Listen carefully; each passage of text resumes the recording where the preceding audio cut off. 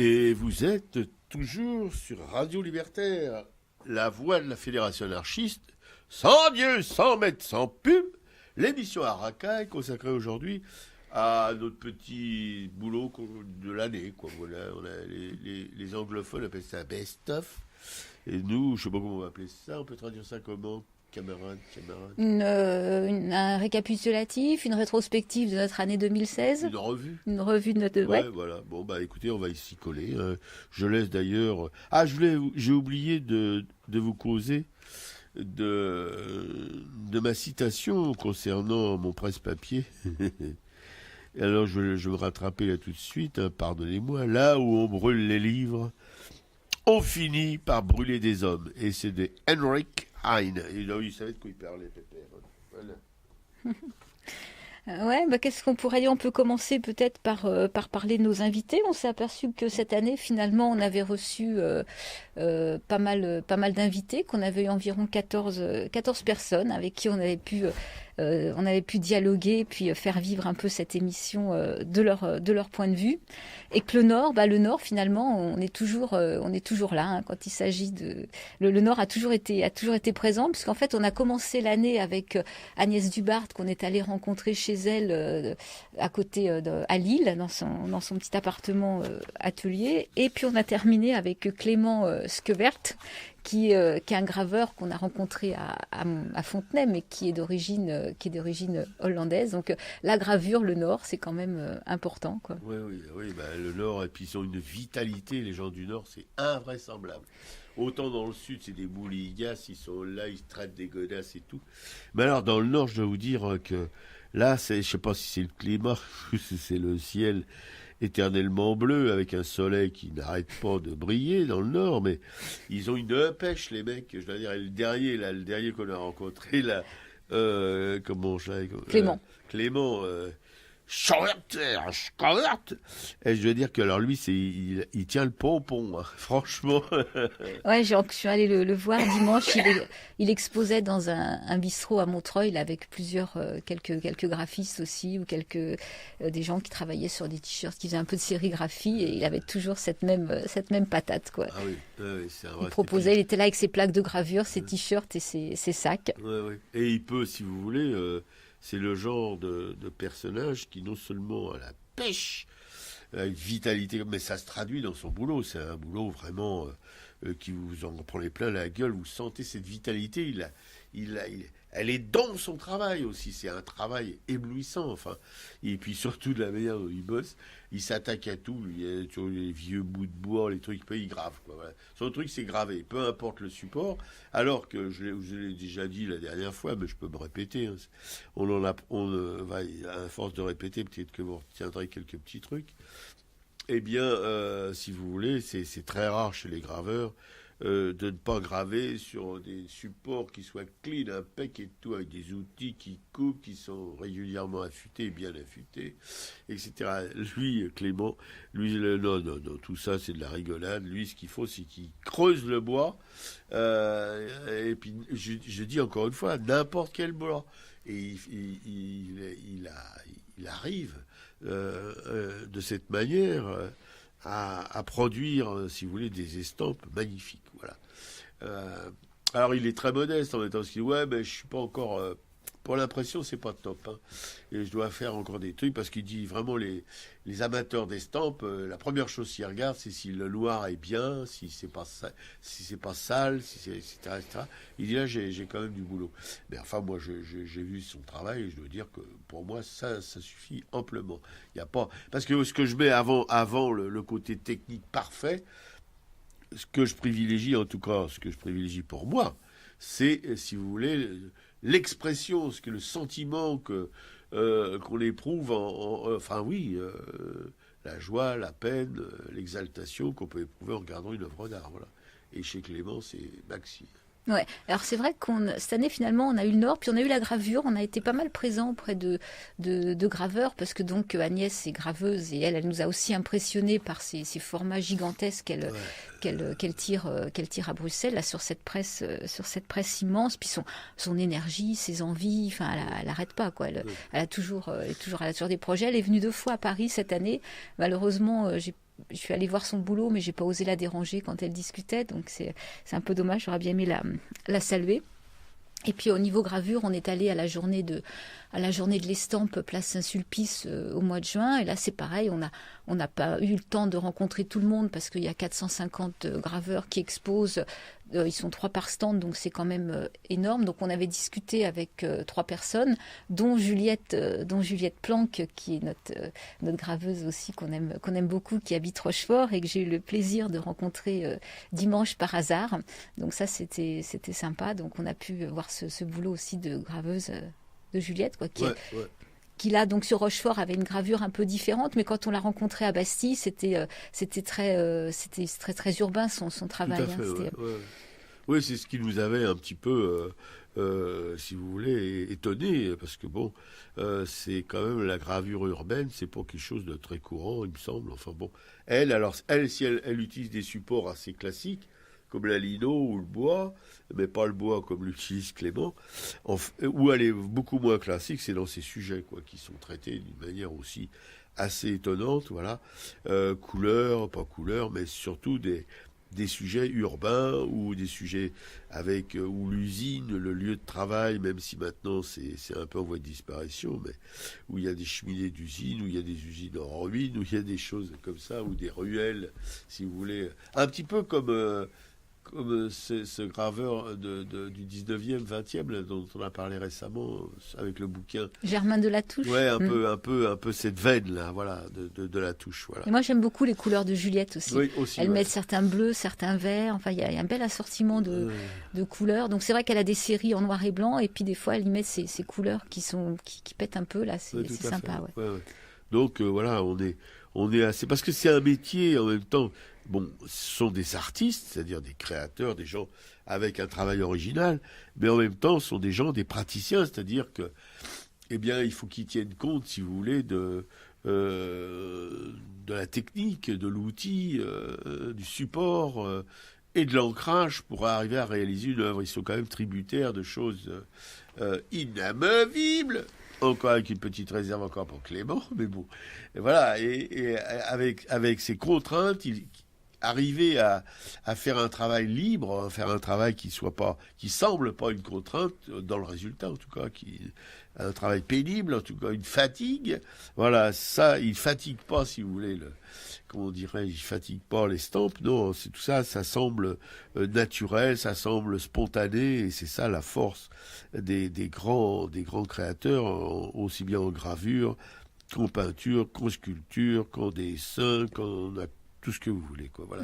La création, c'est de donner l'impression, que le résultat final ne reflète pas la somme de travail qu'il a nécessité, quoi. Voilà.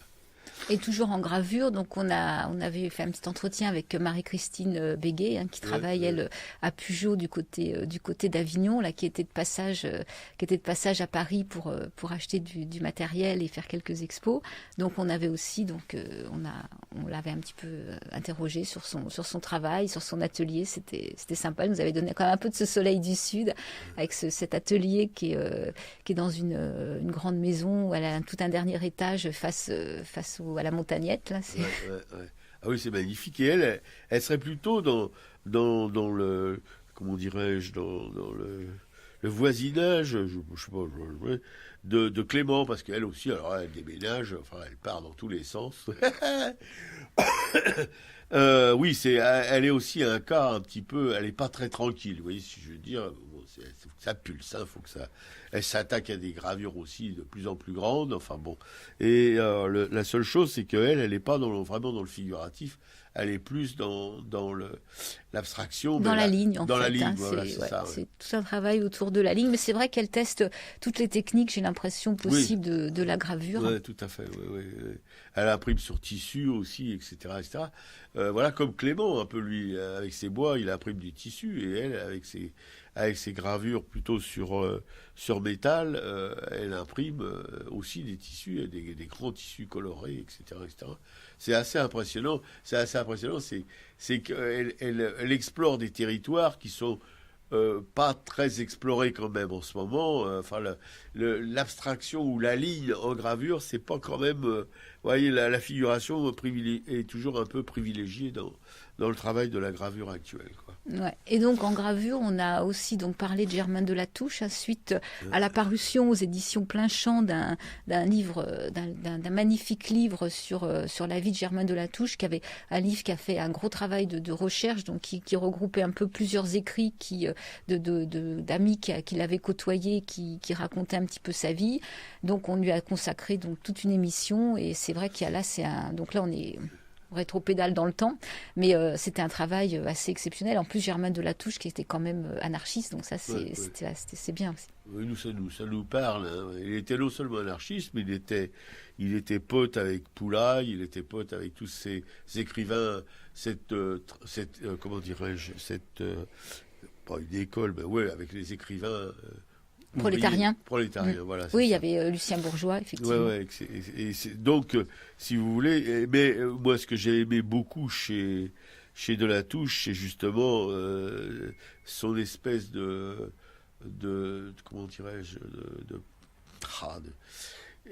sa manière d'évoquer, si vous voulez, le vieux Paris, le Paris qui a disparu aujourd'hui, sans personnages. Ces personnages, c'était les maisons, les rues, les ruelles, etc., etc. Les maisons qui se cassaient la gueule, plus ou moins, les paysages de banlieue, voilà. Et ça, pour moi, ça parle évidemment beaucoup, parce que là aussi, si vous voulez, c'est pas complaisant, quoi, parce que bon, il traduisait en gravure, c'est-à-dire en noir et blanc, avec des lignes, avec des aplats, avec des trous le blanc. Il traduisait comment dirais-je, la saleté, le côté misérable des quartiers populaires de Paris, de banlieue ou de province. Voilà, moi, ça me parle énormément. Il n'y a pas de complaisance dans son travail. Ouais, puis particulièrement, lui, il avait vécu dans le 13e, il a eu son atelier pendant très longtemps dans le 13e, jusqu'à ce que, effectivement, ce bâtiment soit détruit pour y faire un des premières tours de ce quartier, et ce qu'il avait après renvoyé de Paris, je crois qu'il était allé dans le 18e, vers la place Clichy, puis finalement, il s'est pas adapté. C'est vrai qu'il avait un atelier dans une petite rue tranquille, et après, il est parti terminer sa vie à Nantes, quoi. Oui, voilà. Mais il a laissé une œuvre assez fabuleuse. Oui, et de peinture aussi, toujours des vieilles maisons de Paris, des vieux quartiers, des vieilles rues. Et alors, en parlant comme ça, un petit peu d'une manière un peu décousue de ces artistes, graveurs, je m'aperçois qu'encore une fois, Clément se singularise, hein, parce que lui, il ne fait pas de peinture. Enfin, on l'a pas vu, on l'a pas évoqué, en tout cas avec lui, alors que tous les autres, ils barbouillent aussi, voilà. Avec plus ou moins de bonheur, mais ils barbouillent aussi, sauf Clément, lui, qui semble être complètement dans la gravure. Ouais, mais Agnès non plus, je crois, ne peint pas. Si, elle a peint. Ah bon? Elle a peint, oui, elle nous a... Il y avait Oui, c'est pas, si tu veux, son œuvre principale, mais elle a peint aussi, oui. Tandis que Clément, non. Alors Clément, si t'as peint et que tu nous écoutes, fera-nous en informer. On n'a pas l'air trop gland. Ouais, donc on peut dire aussi le bouquin sur Germain Delatouche. On a vu là dans les petits 4 pages là, de Publico qu'il était en vente à la librairie Publico. Ouais. Et donc pour des amateurs du vieux Paris ou de gravure, je trouve que il coûte 21 €. C'est un livre absolument magnifique, sur un super beau papier velin. Ouais. Enfin, c'est un très beau cadeau. Une belle édition brochée. Hein. Voilà. Même pour bibliophile.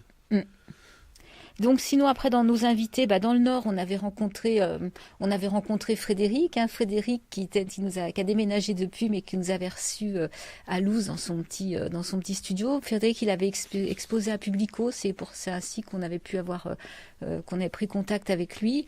Et donc, il nous avait aussi raconté tout son travail. Et là, apparemment, il va travailler. Il a un nouveau projet sur le fait de repeindre le monde. Donc, on attend avec impatience ses nouvelles œuvres. Et Frédéric, il est vraiment très touchant. Il travaille...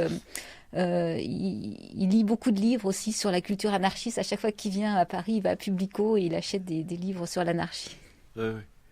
C'est un personnage. Oui, ouais. Ouais. Et sur le Nord, il y avait aussi Timothy Archer qu'on a reçu dans l'émission, qui exposait à la galerie Paula Dardouin rue Quincampoix. Lui, il habite Marc-en-Barreuil. Enfin, il est à moitié sur le Nord, à moitié sur Berlin, je crois, sur l'Allemagne. Et donc, il nous avait parlé de tout son boulot. Lui, c'est pareil, une peinture vive, couleur, qui déménage. Et aussi une vitalité invraisemblable. Ouais. Ça semble la marque du Nord. Alors. Aux larmes, citoyens, formez-vous en peloton, cartésiens bohémiens, en rang pour l'ascension. Au blâme, citoyenne, la civilisation passe par les persiennes du fond de vos prisons.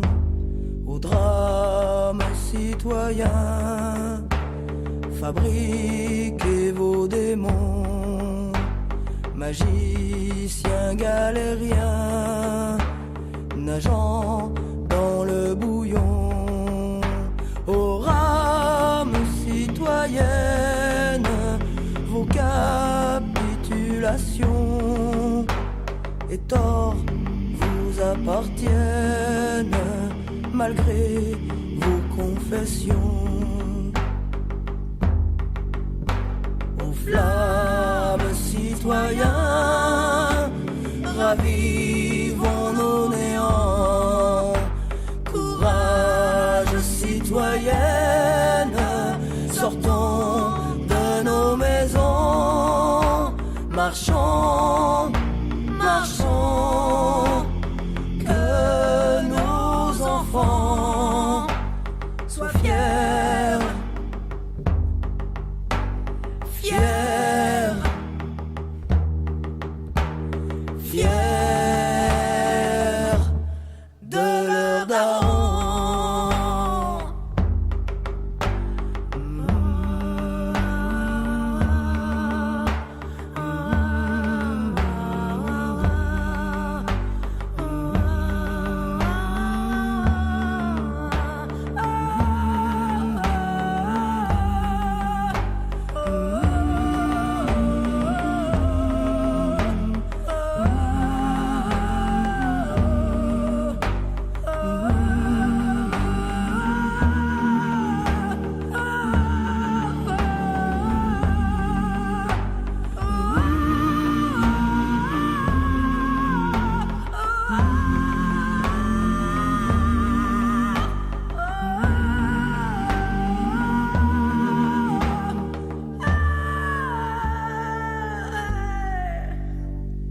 Citoyen Flo. Sur Radio Libertaire, du pot quand même. La dernière émission de cette année pourrie, où on vous cause comme ça d'une manière un peu libre de tout ce qu'on a fait au cours de cette année pourrie. Voilà ce qu'on appelle un best-of, hein, quand on veut se la jouer. Avec enfin c'est l'émission à racaille, je le rappelle quand même, sur Radio Libertaire, la voix sans Dieu, sans métier, sans pub de la Fédération anarchiste. Voilà, alors maintenant on va poursuivre notre petit blabla.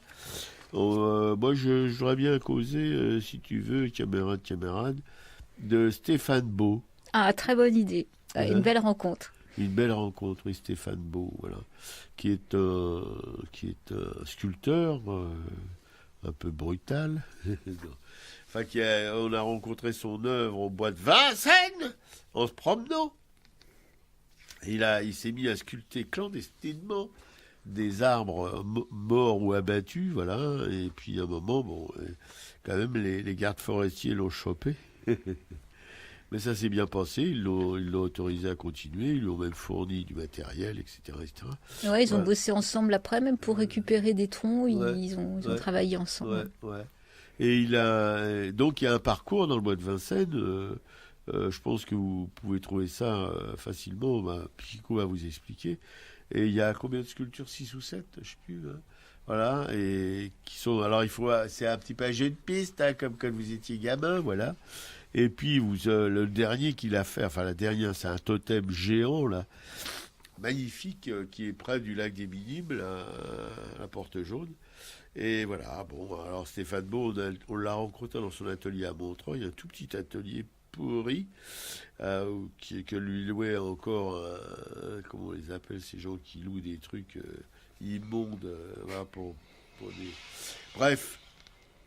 Et aujourd'hui, il n'est plus là. Il est parti dans le Gers, dans un trou du cul du monde, dans la montagne, là, avec femme et enfants et grand-mère.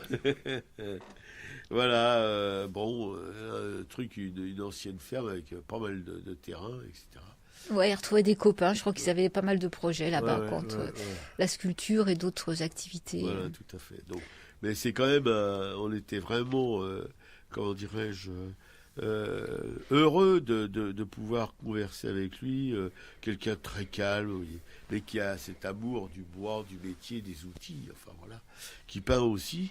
Et qui alors pour gagner sa vie, qu'est-ce qu'il faisait? Il travaillait sur ordi pour des dessins d'animation, des choses comme ça, voilà. Non, c'est un personnage, oui, Stéphane Beau.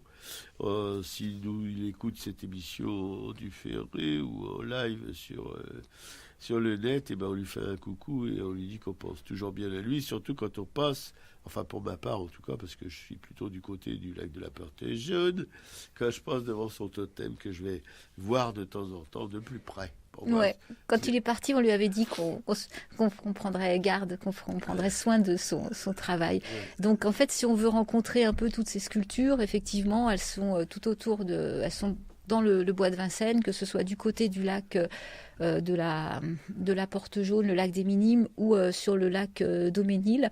Alors le plus simple, si on veut, soit on va au hasard, et là c'est bon, on a de la chance ou on n'en a pas, soit on va sur son site et les sculptures sont indiquées sur son site, et après on peut passer à l'office de tourisme de Vincennes.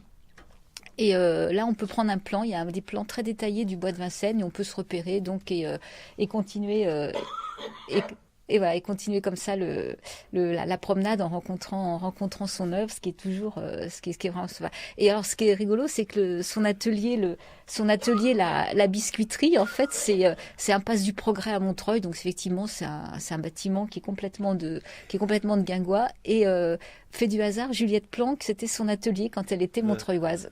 Il y a toujours des connexions. Ouais, c'est ça qui est bien. Et Stéphane nous a un peu pensé à Clément aussi. Il y avait un petit côté dans la passion, le côté, oui, voilà, motivé par le boulot et pas ceux qui se la pètent pas, quoi. C'est des artistes, quoi, avec qui on discute facilement, quoi. Ouais.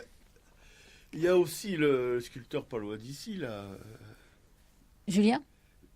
Oui, Julien. Mais Julien, c'est l'année précédente déjà. Ah, ouais, déjà. Ah oui, parce que comme on l'a rencontré il n'y a pas longtemps, ah oui, moi je mélange tout. Bon, c'est pour Mais ça Julien, il a promis de revenir l'année prochaine. Ouais, il a un beau projet de nous faire une émission avec sa femme qui est japonaise sur un sculpteur japonais qui a voyagé, qui a fait je sais plus combien de sculptures. Des milliers de voilà, sculptures. donc j'espère que ça pourra se faire et qu'on va avancer là-dessus, quoi. Voilà. Ah ben alors, on peut parler de Philippe Luet. Ouais. Alors Philippe Luet, c'est le conservateur du musée de Port-Royal des Champs.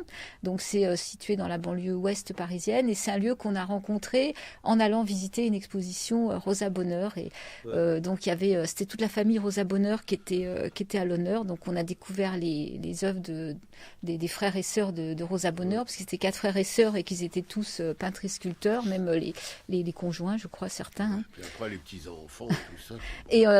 Et donc, quand Philippe Luez a su qu'on était là et qu'on représentait Radio Libertaire, il est venu nous retrouver à la fin de notre visite et il s'est proposé pour venir dans l'émission. Donc, lui était venu quelques temps après nous parler de son travail de conservateur et de cette exposition Rosa Bonheur. Oui, alors vous imaginez, on se sentait pas, on se sentait quand même, parce que le conservateur de Port-Royal des Champs. Hein.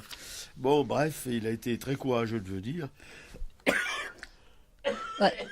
J'espère qu'un jour prochain, on pourra retourner là-bas. Bon.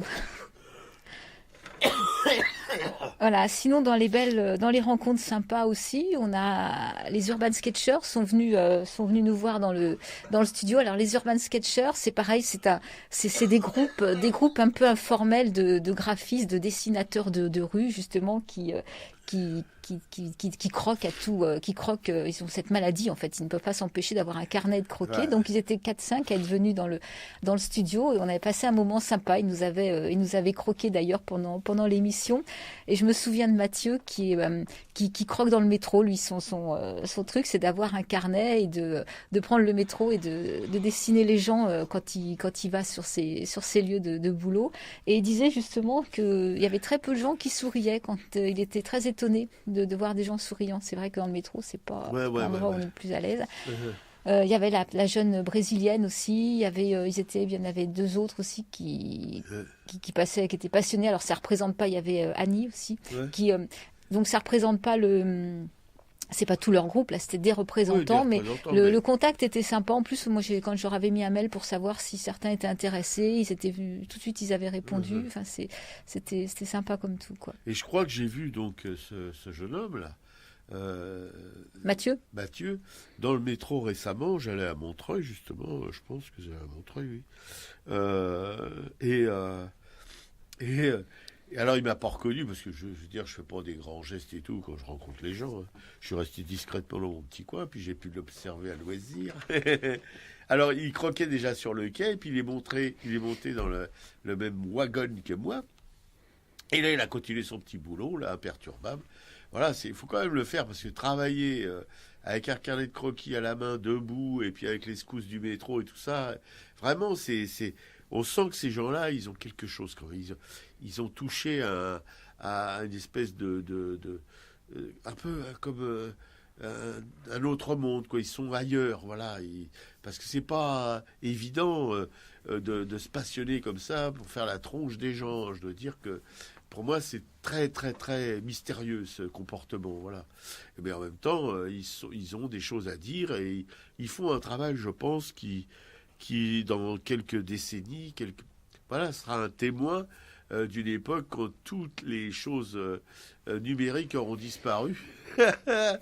Voilà. Ouais, donc en fait, il y a des groupes un peu partout en France et dans le monde, hein, donc il suffit après d'aller sur le site des Urban Sketchers et ils donnent des points de rendez-vous. Donc je crois que c'est assez facile. On arrive avec son petit matos.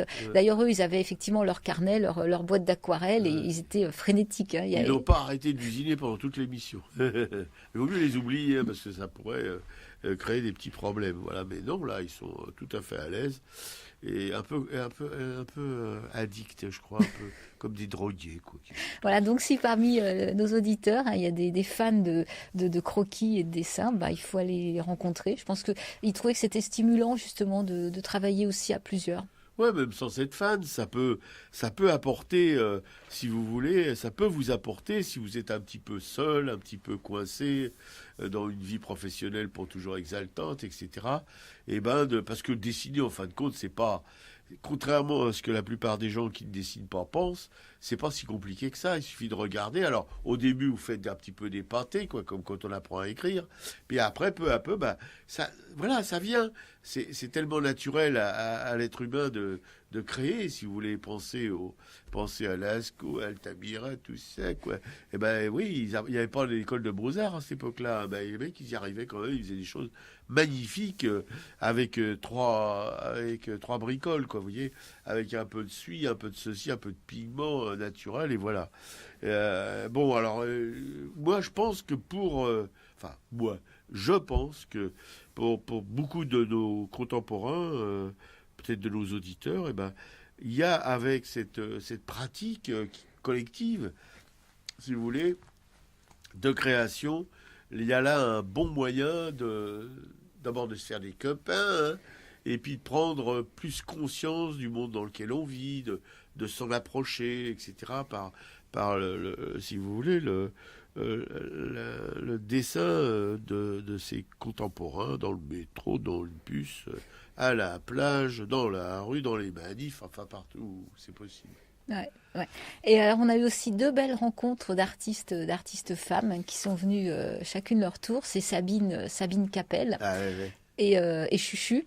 Ouais. Et voilà, c'était deux moments forts. Hein. Sabine, moi j'avais eu l'occasion de la rencontrer. Alors c'est Chuchu, Corinne, qui adore faire des rencontres, adore faire rencontrer les gens. Ouais. Donc un jour justement, Frédéric était chez elle, donc j'ai pu rencontrer à ce moment-là Sabine qui était venue aussi.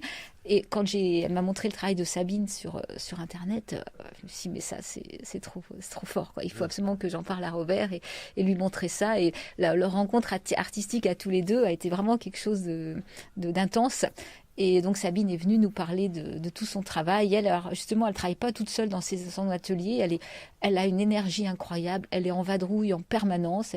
Elle travaille beaucoup dans les GEM, les groupes d'entraide mutuelle. Et elle travaillait à l'atelier du non-faire, c'est principalement quand le lieu était ouvert à Neuilly-sur-Marne. Là. Et voilà, elle fait des portraits. Et il y a de la couleur, il y a une force en même temps dans son boulot. Elle travaille souvent sur des papiers. Hein. Et c'est bouleversant. Son travail est quand même bouleversant par les émotions que ça transmet. Oui, elle le dit elle-même. Elle préfère travailler en collectif plutôt que toute seule. Voilà, elle n'a pas d'atelier perso, elle n'est pas solitaire du tout. Elle aime bien être entourée quand elle travaille. Voilà, tout le contraire de beaucoup d'artistes. Et elle a cette chaleur assez communicative. Et je veux dire, elle m'a offert gentiment, mais c'est même un cadeau somptueux, une de ses peintures. Et je dois dire que je l'ai mise dans mon atelier. Je l'ai encodé, tout ça, et je veux dire que quand je pose le regard dessus, ça fait du bien. Voilà. C'est vraiment une thérapie pour moi. Ça me fait du bien parce que c'est un art, un art qui n'est pas apprêté du tout. Elle n'a pas fait d'école de beaux-arts. C'est spontané, c'est frais. Et même si ces personnages sont un petit peu destroy, hein, parce que bon, il émane de ces personnages une sorte de douceur. Voilà. Au-delà de leurs traits un peu, comment dirais-je, brutaux ou caricaturaux, ou ce qu'on peut dire là-dessus. C'est pas apprêté, mais c'est bouleversant de simplicité, il en émane en tout cas une gentillesse, quelque chose de doux qui calme un petit peu les gens énervés comme moi. Ouais, et Sabine, en fait, elle se pose pas de questions, elle fait. Et elle dit quand elle travaille dans un lieu et qu'elle pense que ça bouge pas assez, que ça lui convient pas, elle prend sa carte, son passe Navigo et elle va dans un autre GEM, quoi. Elle a toujours un lieu qui l'attend. Et on avait donc rencontré aussi Chuchu Corinne, qui elle a exposé à Publico, qui a fait des collages, qui a fait mais surtout un très beau travail sur la tapisserie, qui met plusieurs mois à imaginer une tapisserie qui a un choix de couleurs, enfin qui a une approche complètement comme un peintre sur un tableau, quoi. Sa relation à son choix de couleurs, à son motif, elle dessine son motif et puis après c'est un travail de patience parce qu'il faut mettre les laines et puis il faut faire des petits points et monter ça et elle arrive à des résultats absolument fabuleux, quoi. Et elle fait également de la broderie avec des textes sur chaque broderie, quoi. Oui, on a eu cette chance de rencontrer tous ces artistes là au cours de cette année et je vous assure que ça aide à vivre, hein. Franchement, on se sent moins seul quand on les rencontre, quand on les côtoie et comme on l'a côtoyé aussi, alors là c'est une galériste, hein, Dominique vous en a un peu parlé à propos de Timothy Ouch. C'est Dominique Paulade Artoin, qui a une galerie à Paris, rue Quincampoix. Alors là, c'est aussi un phénomène de société. Une passionnée aussi. Oui, une passionnée, enfin, pas du tout manichéenne comme peuvent, à mon avis, l'être la plupart des galéristes. Elle a une simplicité de contact, voilà. Quand on avait été visiter sa galerie, parce qu'on recevait, si vous voulez, on recevait un chose chaque fois qu'il y avait une nouvelle exposition. On avait été très intéressé par le travail de Timothy Archer, et quand on y est allé, elle était là. Et donc, quand elle a su, je ne sais pas si ça doit être par son assistante qui nous connaissait un peu, que c'était des oiseaux de radio libertaire assez pointés. Et on a eu un entretien avec elle et on lui a demandé si elle accepterait de venir. Mais c'est même elle qui nous a dit, mais moi si je viens vous parler dans votre émission. Ouais. Et elle est venue. Voilà, c'est assez rare, je pense, parce que on connaît un petit peu quand même le milieu et des belles personnes comme ça dans ce milieu-là, c'est quand même un peu rare. Voilà, elle nous a raconté sa vie avec ses artistes, ses soutiens, toute sa relation, toute son histoire par rapport à l'art, parce Ouais. que ça nous amène aussi à Cérès Franco, qui est sa maman, qui était une grande collectionneuse. Phénomène. Voilà, un phénomène qui avait une collection dans le sud de la France et là qui a ouvert une coopérative pour exposer le travail des artistes qui soutiennent à Montaulieu. Donc c'est vrai qu'on est descendu dans le sud visiter la collection Cérès Franco. Bon, Cérès Franco, elle, on l'a pas rencontrée, mais on a rencontré toute cette exposition. Je sais plus combien il y avait d'œuvres. Enfin, c'était assez impressionnant. Donc tout ça, c'est des liens et c'est vrai que c'est bien quand les choses se font comme des puzzles en fait qu'on assemble un petit peu. Moi, c'est ce que j'aime ici, c'est que finalement on y va et on sait jamais où ça va nous mener. Et puis il y a toujours quelque chose qui est sympa qui arrive, quoi, une nouvelle rencontre. Oui, on n'a jamais eu d'échec tragique dans la relation humaine. Mais là, on a eu une surprise parce que, si vous voulez, on ne pouvait pas imaginer une seconde qu'une galériste, qu'une galériste, et pas n'importe laquelle, hein, c'est pas un petit boui-boui pouilleux. C'est une belle galerie, c'est un bel espace, un beau lieu. Voilà, quelqu'un qui est aussi assez cultivé, on doit le dire. Et qui est c'est un petit peu l'antithèse de sa maman, hein, parce que sa maman, par contre, avec un déroulé d'une carrière extraordinaire venue du Brésil. Du Brésil, voilà, etc., en passant par les États-Unis et tout, et ça arrivait à Paris. Et avoir faut dire la collection Cérès Franco, c'est plus de 1000 et quelques œuvres. Enfin bon, voilà, elle a quand même été à la manœuvre pour tous ces gens de la nouvelle figuration, effectivement. Elle a soutenu elle a soutenu Macréo. Il y a des tableaux de Marian, il y a des tableaux de Pouget. Enfin, il y a vraiment une collection riche. Oui, très riche. Ouais. Voilà. Alors, si vous voulez, une maman comme ça, quand même, ça prend de la place. Hein. Bon, puis toujours d'ailleurs. Alors, elle a quand même aussi le mérite, cette galériste Paula Dardouin, Dominique, d'avoir créé son propre lieu différent quand même, mais quand même une petite influence de maman quand même, on doit dire, hein, malgré tout, mais quand même, elle mène ça d'une manière assez comment dire, j'avertis, quoi, pour parler de choses simplement, et vous ne serez pas déçus si vous osez vous aventurer, je dis bien oser, mais il faut oser dans la vie. Rue Quincampoix, dans la galerie Paula Dardouin. Ouais, au 86. C'est vrai qu'en plus, c'est une galerie spacieuse. Il y a l'étage et puis il y a un sous-sol. Ouais. Et on y est très remercié. Enfin, c'était Cécilia qui était là, qui nous recevait à chaque fois. Et vraiment, il y a rien à redire, quoi. Oui. Cécilia, mais en même temps, il faut dire que c'est une Italienne. Alors, les Italiens, ils savent recevoir. Voilà. Ouais. Et puis, quand elles sont jolies, en plus, ça gâte pour la rencontre.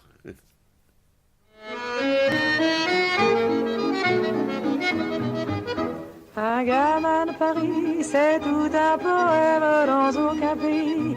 Il n'y a le même, c'est un vrai titi, petit gars dégourdi que l'on aime. Un gamin de Paris, c'est le doux mélange d'un ciel affranchi, du diable et d'un ange, et dont le hardi s'attendrit devant une orange. Pas plus haut que 3 pommes, il lance un défi à l'aimable bonhomme qu'il appelait mon petit. Un gamin de Paris, c'est une cocarde de boutons qui fleurit dans un pot de moutarde, et c'est tout l'esprit de Paris qui musarde. Pantalon trop long pour lui, toujours les mains dans les poches, on le voit qui déguerpit, aussitôt qu'il voit un képi. Un gamin de Paris, c'est tout un poème dans aucun pays. Il n'y a le même, c'est un vrai titi, petit gars dégourdi que l'on aime.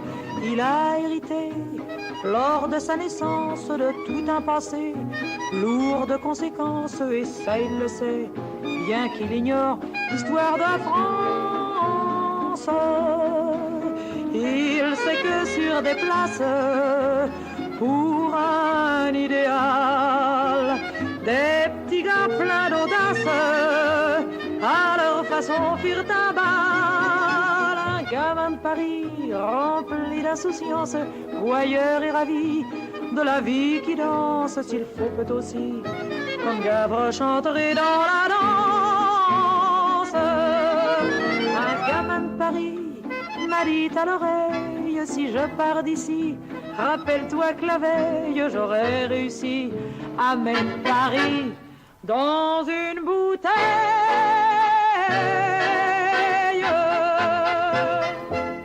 Patachou, un gamin de Paris. C'est ce qu'on essaye de faire avec cette émission, de mettre cette émission dans une bouteille, mais enfin, c'est pas. On s'aperçoit qu'on a encore plein de choses à dire et qu'on n'aura pas le temps de les dire. Donc il va falloir faire un choix drastique. Voilà, pour parler peut-être tout de suite de, comment dirais-je, de Nathalie Ovion et de Denis Bordeaux, hein, quand même des camarades de Radio Libertaire qui font une émission vachement sympa qui s'appelle L'Entonnoir. L'Entonnoir, et qui ont un lieu, la Chaudière, où ils font des manifestations régulièrement, voilà. Voilà, 86 rue du Poteau, dans le 18e. Oui, il y avait une animation lorraine, justement, hier soir. Oui, voilà. Et Nathalie et Denis étaient venus nous parler, parce que ce sont des artistes. Donc, ils étaient venus nous parler de leur boulot. Nathalie est photographe et Denis est illustrateur. Il a fait plusieurs bandes dessinées. Ouais. Donc, ils étaient venus nous raconter un petit peu tout ça. Voilà. On a passé un moment excellent et on a hérité d'un cadeau de Denis sous forme du gros bouquin de BD, voilà, assez étonnant. On doit dire qu'on était assez heureux de les rencontrer et puis on vous donne de leurs nouvelles de temps en temps et on peut éventuellement les voir aussi de temps en temps, même si on ne va pas toujours à leur rendez-vous à la Chaudière, parce que c'est Paris et nous on habite la banlieue et voilà. Et bon, bref, mais ce sont des personnages vraiment. Alors c'est calme, c'est tranquille, mais attention à l'eau qui dort. Ouais. Et dans les invités, on peut terminer avec Nicole Estérol, qui n'était pas venu directement dans nos studios parce qu'il habite du côté de Lyon, mais on avait eu un entretien téléphonique. Et Nicole Estérol, c'est le blog du Schtroumpf émergent, c'est quelqu'un qui est un critique féroce d'art contemporain. Oui, voilà. Très très féroce, de dire, et c'est pas nouveau. Qui ménage pas son monde, et il faut reconnaître que ça fait quand même du bien. Oui, ça fait du bien parce que en fait, il dégonfle un petit peu tous ces espèces de ballons stratosphériques là, complètement, ces gens qui sont complètement satisfaits d'eux-mêmes et de leur pétarade plastique, voilà. Donc lui remet les choses un petit peu à plat, voilà, si on peut dire ça comme ça. Il doit pas être beaucoup aimé des institutions d'ailleurs, parce que bon, il fait pas un travail de sape, hein, pas du tout. Il expose des choses, il les déglingue si c'est nécessaire, mais voilà.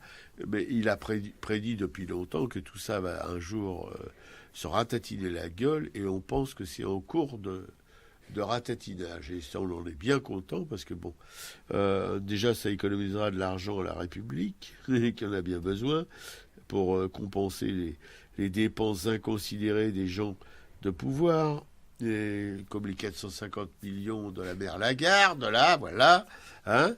Et puis, bon, ben voilà, c'est des gens, des clairvoyants comme Nicole Estérol, c'est important qu'il y en ait quelques-uns quand même. Alors pour l'instant, il y en a un, lui. Bon, les autres, il a des suiveurs, il y a des gens qui lui emboîtent le pas en reniflant la belle affaire, mais bon. Ouais, on peut lire par exemple Nathalie Heinig, hein, qui est sociologue de l'art, et qui effectivement a ce même travail de critique. Et ce qui est intéressant, c'est que Nathalie Heinig, au départ, ne pensait pas critiquer comme ça l'art contemporain. Elle voulait s'y intéresser, et c'est en s'y intéressant qu'elle a un peu compris toutes ces ficelles qui étaient plutôt des ficelles financières. Hein. Oui. Alors elle n'est pas polémique du tout, mais c'est quand même ça fait le ménage, hein, mais je la comprends pas dans les suiveurs, hein, pas elle en tout cas. Voilà. Voilà, donc ça c'était un peu l'ensemble des gens qu'on a pu avec qui on a pu dialoguer sur l'art pendant toute cette année 2016. Et sinon, alors après dans ce qui nous a marqué quand on parlait du Nord, donc on est allé quand même au moins 2 ou 3 fois sur l'île, puisqu'on a visité le LAM, qui est le grand musée d'art moderne de musée des Beaux-Arts de Lille. La première fois, c'est pour une expo qui était dédiée à Modigliani. Et la deuxième fois, c'était surtout pour voir une exposition du Buffet, c'était Jean Desvilles et Jean Deschamps, et aussi pour aller voir donc à la salle Courmont, là dans un autre quartier de Lille, vers la porte d'Arras, le travail de Jean-Paul Souvras, qui était invité d'honneur de cette association, qui est l'association du carnaval de Courmont. Et là, c'était aussi une rencontre un peu magique avec Gisèle Frézin et Martine. Gisèle Frézin étant la compagne veuve maintenant de Roger Frézin, qui était à l'époque initiateur d'un grand mouvement artistique sur l'île qui était censé balayer en fait tout l'académisme ambiant, quoi. Voilà, l'académisme nordique. Voilà, donc tout ça c'était le Nord, et c'était drôlement sympa, quoi. Oui, on pourrait dire aussi que le Nord, Fécamp, c'est dans le Nord, hein. Fécamp aussi, Fécamp, oui. Avec René-Yves Creston au musée de Fécamp, voilà, un peintre de la marine, et avec des gens du musée qui sont vraiment charmants. On ne trouve pas ça ici. Ni au Grand Palais, ni au Petit Palais, ni à Orsay. Vous vous souvenez de ce que je vous ai raconté la semaine dernière, ni au Louvre, ni dans les grands musées parisiens d'une manière générale. Mais par contre, sitôt qu'on sort de Paris, on trouve des musées dits de province, mais qui valent bien ceux de Paris, ou en tout cas les gens qui sont en charge de faire fonctionner ces lieux de culture sont vraiment disponibles, sont vraiment accueillants.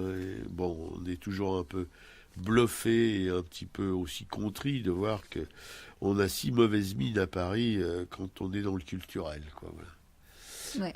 Une rencontre aussi, c'est le travail de Michel Nedjar au Musée d'art et d'histoire du judaïsme, avec une exposition de son travail graphique et de ses poupées, dont les premières poupées qui sont trempées un peu dans tout un mélange de terre.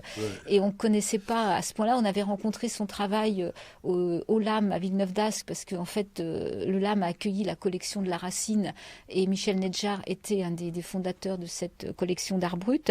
Mais là, on a pu vraiment profiter de son travail, et principalement son travail graphique. Alors Michel Nedjar va exposer aussi au LAM, je crois à partir du mois de février, donc il aura les salles qui étaient réservées à Modigliani. Ce sera vraiment une grande exposition, donc j'espère, nous on va aller voir cette exposition, mais je vais lui proposer de venir dans notre émission, j'espère qu'il acceptera. Oui.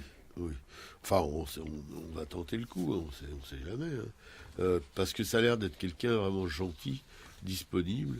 Et puis nous, qui soit rassurés, si jamais il en entend parler, on ne va pas le gaver avec des considérations pseudo-intellectuelles sur son art, hein. On restera, on espère, tout à fait audible. Voilà. Ouais. Et donc, une expo aussi qui nous a beaucoup marqué, c'est l'expo Jean Lursa, la manufacture des Gobelins.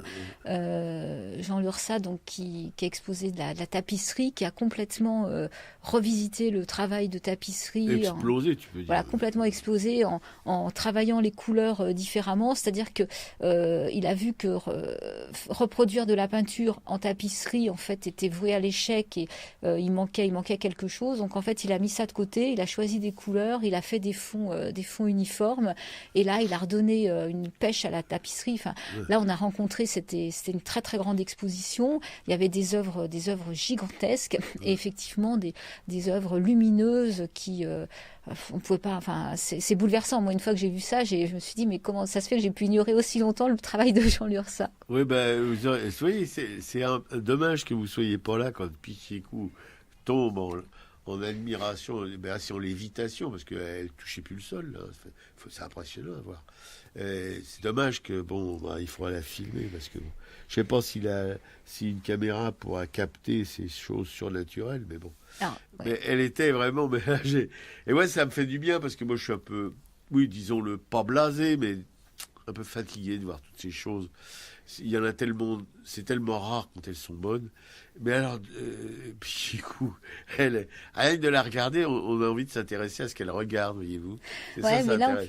puis là, c'était l'occasion après de lire un petit peu, de se plonger dans sa bio. Donc, Ouais, il a fait de la résistance pendant la guerre. Il a voulu, il a fait revivre quand même toutes ses ateliers d'Aubusson. Voilà. Il a, avec une tapisserie justement qui avait un coût moindre. Donc, ça a permis de redonner du tonus justement à ce travail de tapisserie qui s'essoufflait parce c'était plus possible de financer le coût ancien de la tapisserie. Ah oui, là, c'était devenu ingérable. Oui. Et, C'est ouais. ça, les gens qui sont à l'initiative des révolutions, quelles qu'elles soient plastiques, qu'elles soient politiques, etc. C'est des gens qui arrivent si vous voulez, à virer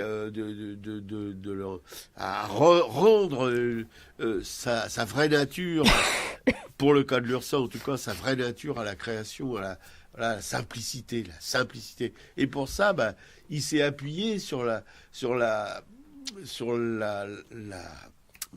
tapisserie du Moyen-Âge. Qu'est-ce que c'est cette tapisserie gigantesque là, qui est au château d'Angers? Ah oui, oui. Voilà. Et qui utilisait très peu de couleurs, qui faisait des aplats et tout ça. Voilà, on avait oublié. C'était devenu une complexité telle, comme le rappelait Pichicou, la tapisserie, la création, que c'était financièrement c'était plus possible, quoi. Voilà, parce qu'il y avait. C'est ça un peu, si vous voulez, au fil des ans, au fil des décennies, des siècles, et les choses elles s'embourbent complètement. Et c'est comme ça que, si vous voulez, que les peintres modernes ont balayé devant la porte de la création aussi, parce que ce qu'on appelait les pompiers, ce qu'on appelait les grands classiques du 19e, ça devenait quelque chose d'ingérable. Ça devenait du maniérisme pur et simple. Et il a fallu que ces jeunes gens dynamiques arrivent pour balayer toutes ces saloperies, et puis arriver, je dis pas que tout était mauvais, hein, mais bon, la technique l'emportait en tout cas sur la sensibilité.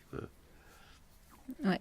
Alors dans les découvertes, qu'est-ce qu'on peut... Ah bah oui, c'est sûr. Ouais, oui. on peut raconter aussi l'expo qui est encore d'actualité à Maison Rouge. On est allé 2 fois à Maison Rouge, donc on a vu le travail d'Eugène Gabrichevski.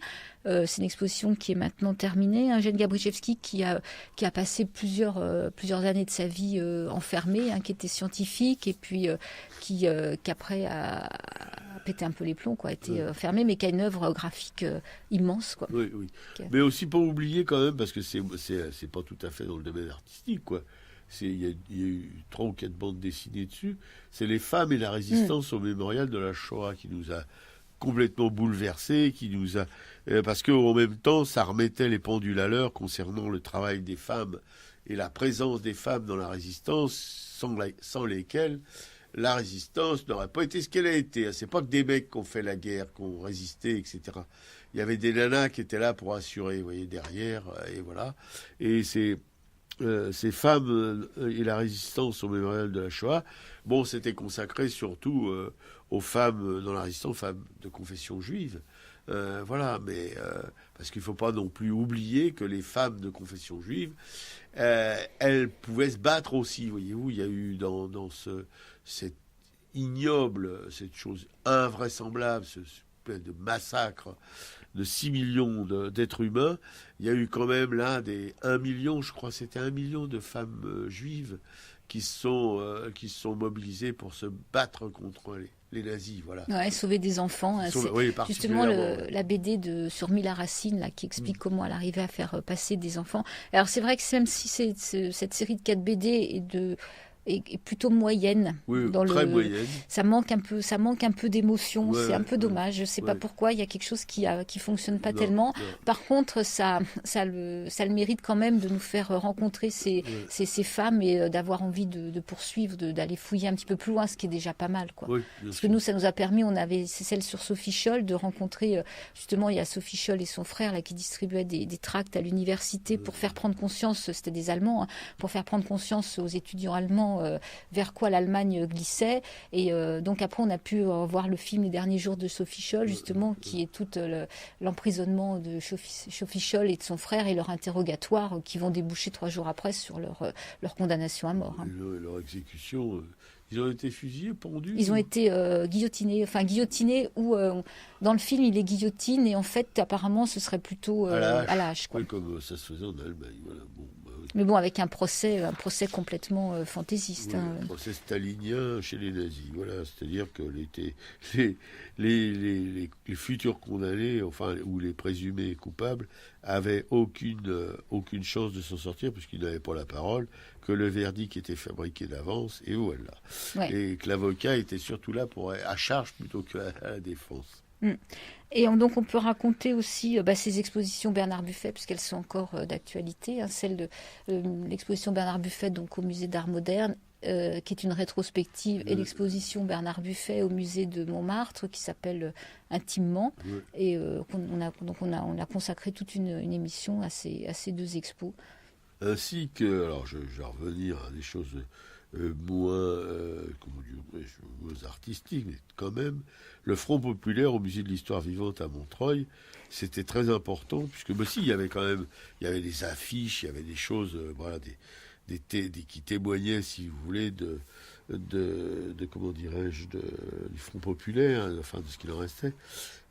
Oui, de ce qu'il en restait graphiquement, en tout cas, voilà. L'histoire la plus grande, on pourrait dire, la plus grande forfaiture socialiste qui ait pu exister, socialiste et même communiste, hein, parce que d'un côté il y avait les communistes qui étaient aux ordres de Staline et les socialistes qui étaient aux ordres du grand capital, et le Front populaire qui aura dû être une vraie révolution, quelque chose de magnifique. N'oubliez pas que le Front populaire, c'est lui qui a dit niet aux républicains espagnols quand ils lui ont demandé de l'aide, etc., etc. Alors que de l'autre côté, les nazis, avec les Allemands, les Italiens, eux ont répondu yes, yeah, you, ye, si, à Franco pour venir l'aider à écraser la République espagnole. Voilà. Donc, le Front populaire, si vous voulez, il y a toute l'imagerie, de quelque chose de formidable, etc., qui libérait les ouvriers. Il y a eu quelques avancées sociales, malgré, parce que s'il n'y avait pas eu la pression qu'il y a eu de la rue, oui, c'est ça. Voilà, mais c'est pas du tout parce que là, les apparatchiks syndicaux, les apparatchiks politiques, etc. Eux, c'était pas du tout leur truc, voilà. Et voilà, ça a conduit. Peut-être que c'est un des marches qui a conduit à l'affrontement avec les forces nazies, avec le voilà. Bon, donc il fallait aller. C'était pas franchement expliqué au musée, si. Si, quand même. Je trouve que justement, c'était une expo avec des photos qu'on n'a pas l'habitude de voir. Il y avait aussi une salle consacrée aux Espagnols. Oui, mais si tu veux, c'est un petit peu comme l'exposition de la Commune à la mairie de Paris. On te montre plutôt à charge qu'à décharge, voilà, les choses. Et là, c'était un peu le cas. Bon, je veux dire, c'est pas là que vous apprenez vraiment la vérité sur ce qu'était le Front populaire, voilà.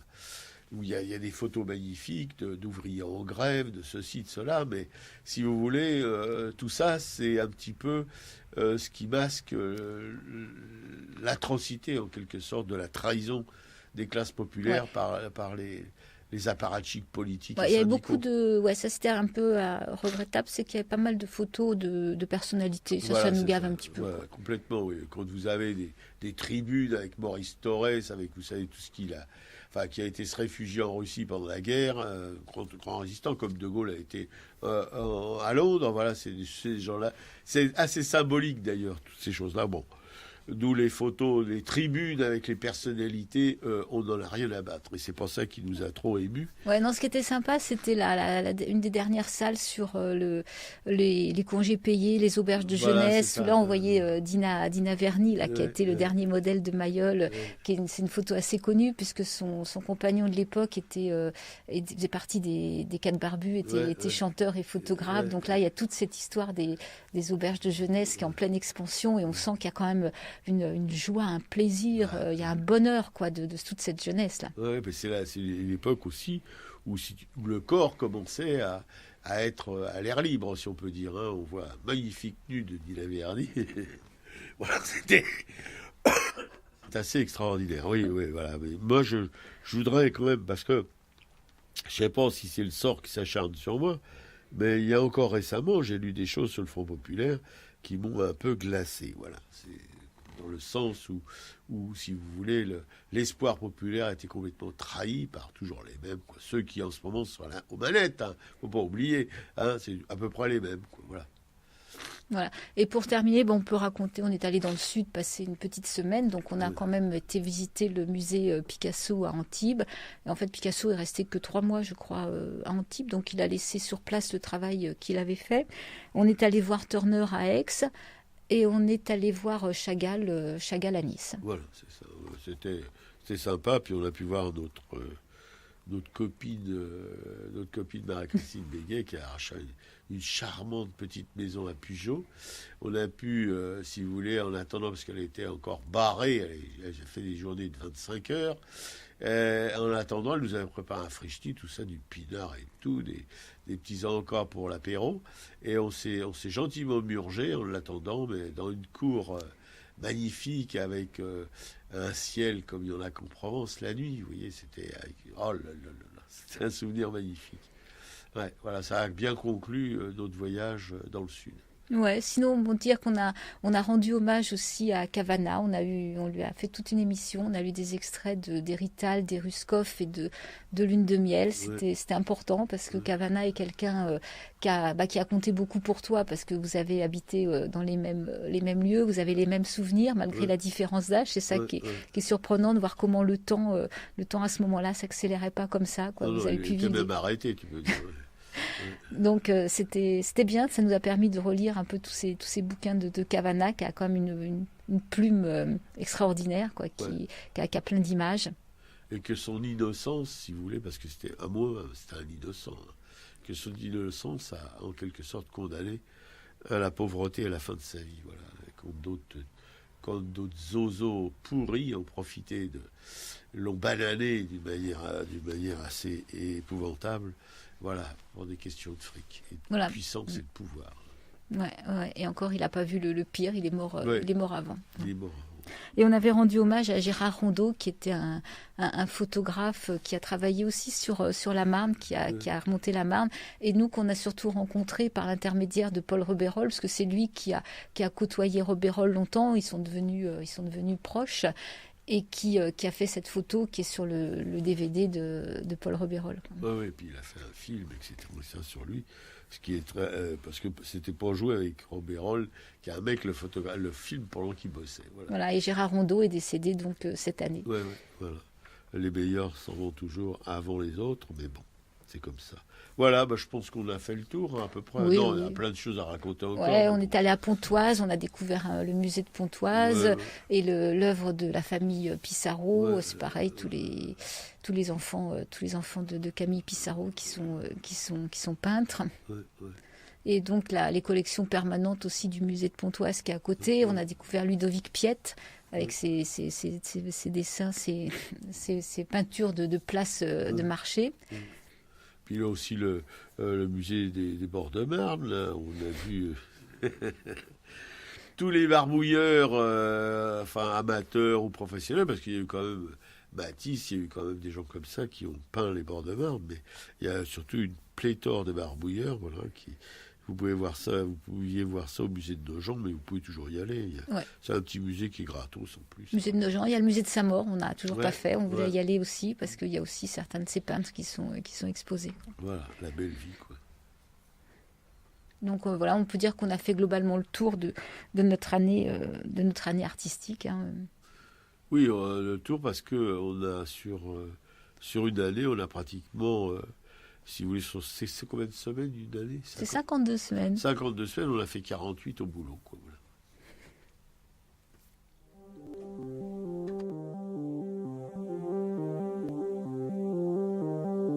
Malgré l'écran cieux tu néance, c'est pour mieux nous manger enfants, et les silences et les boucans, faut vivre.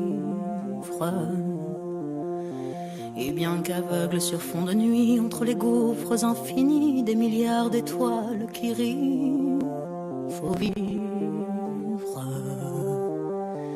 Malgré qu'on soit pas toujours beau, et que l'on ait plus ses 16 ans, et sur l'espoir, un chèque en blanc, faut vivre. Malgré le cœur qui perd le nord, au vent d'amour qui souffle encore et qui parfois encore nous grise, faut vivre. Malgré qu'on n'ait pas de génie, n'est pas Rimbaud qui veut parler, qu'on se cherche un alibi.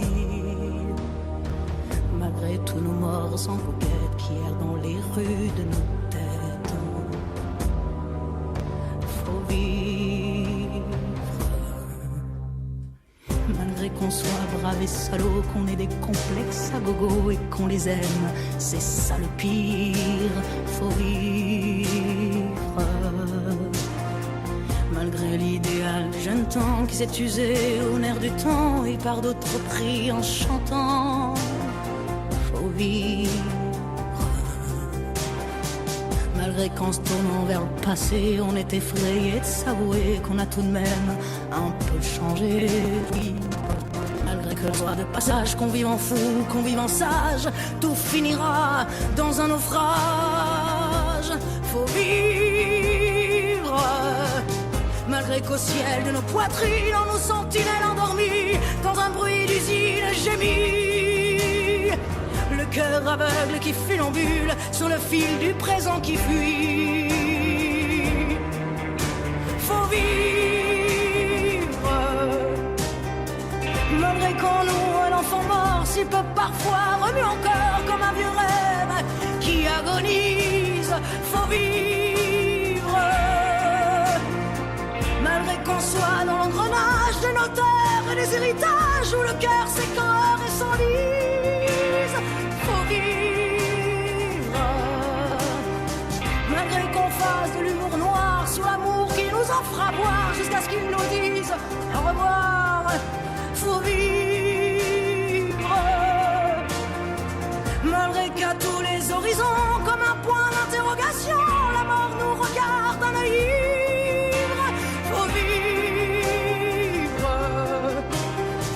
Malgré tous nos serments d'amour, tous nos mensonges, jour après jour, et bien que l'on n'ait qu'une vie, une seule pour l'éternité, malgré qu'on la sache rater,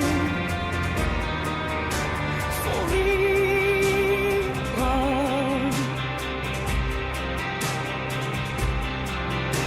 Faut vivre.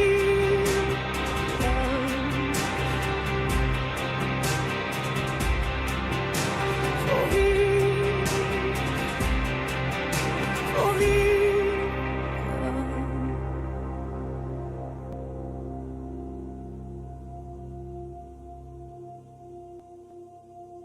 Faut vivre.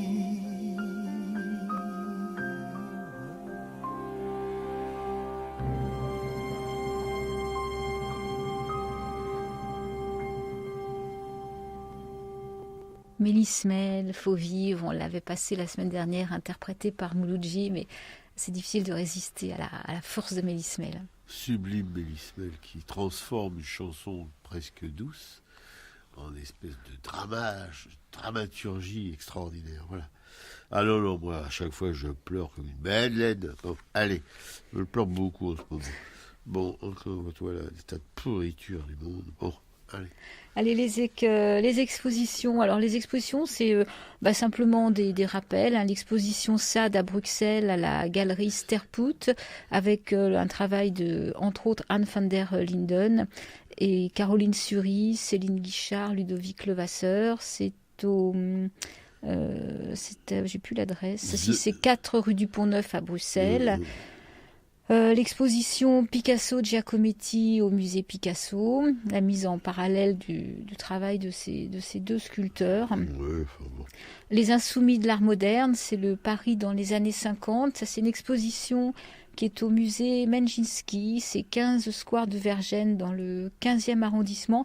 C'est une exposition qui se termine le 31 décembre. Alors, je pense qu'il faut y aller. Notre copine Florence y est allée la semaine dernière, après qu'on en ait parlé à l'émission. Elle m'a dit que le lieu était un très beau lieu, qu'il fallait absolument le découvrir et qu'il y a pas mal de toiles intéressantes, puisque nous, dans ceux qu'on connaît entre autres, il y a Robérol, Lorjou et Bernard Buffet, mais il y en a aussi pas mal d'autres à découvrir. Il y a Gilles Saxic qui expose à la maison Près-Bastille, 12 rue d'Aval, dans le 11e arrondissement. Donc là, c'est un lieu qui est aussi un vieux bâtiment parisien. Ça donne dans la rue d'Aval, mais c'est dans la petite impasse, une impasse qui est pavée, qui est absolument magnifique. Et Gilles Saxic travaille, c'est des peintures, c'est du pigment, et c'est une peinture qui fait du bien, qui est très douce. Et il y a l'exposition Maison Rouge, Hervé Di Rosa, donc jusqu'au 22 janvier 2017. Et ça, c'est une exposition qui fait du bien, qui pète de couleurs, d'objets rapportés de tous les pays du monde, le musée des arts modestes, le musée international des arts modestes. Et ça donne la pêche, je trouve. Tout à fait. Ça donne envie aussi de fabriquer. Le monde d'Hervé Di Rosa est quand même un monde de couleurs, d'enfance aussi. Bien sûr, oui, avec ses collections de petites voitures et compagnie. Oui. Voilà, et puis dans le culturel de la semaine, alors on a Le Voyage de Fanny de Lola Doillon, Doyon, voilà. J'ai longtemps hésité à regarder ce film qui parlait évidemment encore une fois et toujours de la Shoah, mais en France, avec les enfants. Vous savez, ces enfants que cette résistante avait, dont on a parlé tout à l'heure, essayait de sauver. Voilà, il y en a eu beaucoup en France de maisons où on recueillait ces enfants, mais qui malheureusement étaient souvent dénoncés par des joyeux franchouillards, voilà, qui risquaient rien en dénonçant ces enfants et qui étaient déportés dans les conditions que vous savez. Mais Le Voyage de Fanny, contrairement à la peur que j'éprouvais à le regarder, m'a laissé c'est assez joyeux, c'est assez... parce que ça se termine bien aussi, mais bon, c'est une histoire vraie. À la fin du film, on voit l'héroïne Fanny en Israël, une vieille dame, voilà, donc... Et cette petite fille, elle a, si vous voulez, emmené une bande d'enfants qui se sont trouvés perdus parce qu'ils avaient rendez-vous avec une dame qui s'occupait d'eux à la gare d'Almas. Mais malheureusement, la dame a dû être arrêtée entre-temps. Voilà. Et eux, ils se sont retrouvés donc voilà, dans la nature. Et il fallait qu'ils rejoignent absolument la Suisse. Et donc, c'est leur périple, enfin, avec cette petite Fanny qui est aux manettes, mais qui n'est pas du tout une héroïne, qui fait des grandes déclarations avec le drapeau qui claque derrière elle. Hein. C'est une petite enfant qui essaye de se comporter le mieux possible avec cette bande de loupiaux, quoi, voilà. Et c'est vraiment, si vous voulez, ça fait du bien dans la mesure où ça expose des faits dramatiques d'une manière supportable, sans rien enlever du drame que ça sous-tendait. Et aussi, et là j'étais particulièrement heureux de voir les flics français à la manœuvre. Et alors là, c'est ça qui me fait un peu plaisir en ce moment, si on peut dire, si c'est un plaisir... Pas un plaisir morbide, mais c'est qu'on n'hésite plus, si vous voulez, dans ces films, à montrer les exactions des polices françaises, qu'elles soient nationales ou gendarmesques. Pour le coup, là, c'est les gendarmes. Je dois dire que c'est assez terrifiant de voir comment ils considéraient des enfants, hormis le fait que ce soit des enfants de confession juive, simplement des enfants,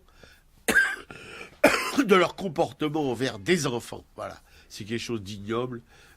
Et je me demande comment encore des gens peuvent s'engager dans ces professions qui ont une histoire, un passé aussi horrifiant que ce passé qu'elles ont, ces armes, soi-disant, de force de l'ordre. Voilà. On est plus très étonné aussi de voir qu'elles continuent à tuer des jeunes gens, etc., etc. Voilà, sans, comme on le rappelle souvent, sans aucune condamnation pour leurs actes complètement barbares. Voilà. Et là, on voit bien ce qui se passe. Voilà.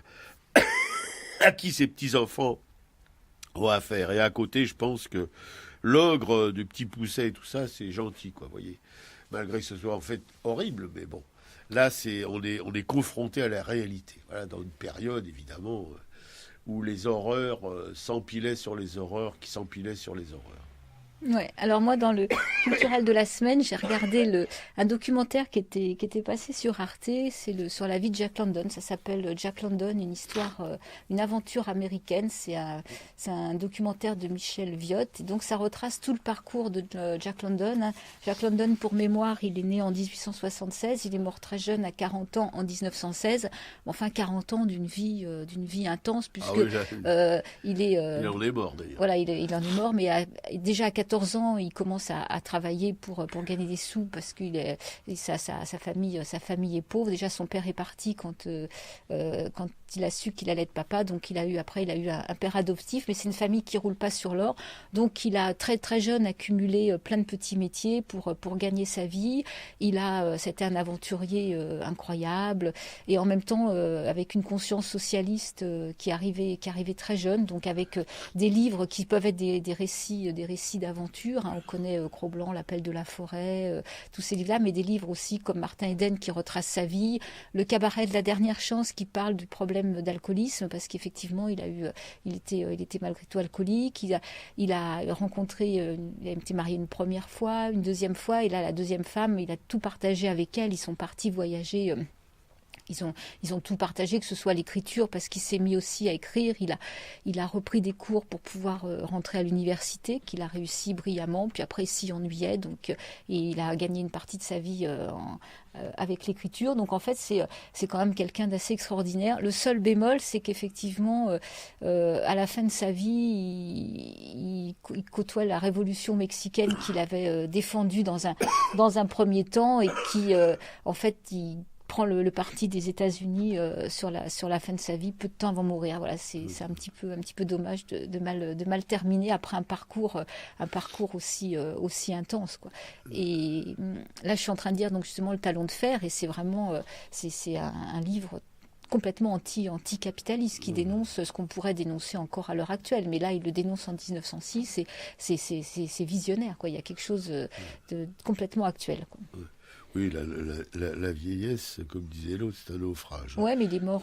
Il est mort jeune, mais c'est vrai qu'il a eu complètement usé, quoi. Il a eu des problèmes d'alcool. Il avait une maladie quand il est parti. Ils sont partis plusieurs années faire les îles sud-asiatiques là, et du Pacifique, et il a contracté des maladies avec des cloques qui s'infectaient, et du coup il a un traitement qui en fait était un traitement qui l'a petit à petit empoisonné, quoi. Oui, la médecine à cette époque-là, c'était un peu empirique. Bon. Mais enfin, il faut continuer à lire. Je pense qu'il faut continuer à lire et relire son œuvre, quoi. Ah, tout à fait. Oui. Un des grands écrivains prolixes du XXe siècle. Ouais, c'est 14 volumes. Toi, je ne sais pas combien de volumes. Moi, j'ai tout London, mais je ne sais pas combien de volumes. Il y en a certains, donc quand même. Voilà. Bon, et écoutez, tout ça nous conduit peu à peu à finir cette émission, mais pas tout de suite. Il y a encore un petit quart d'heure.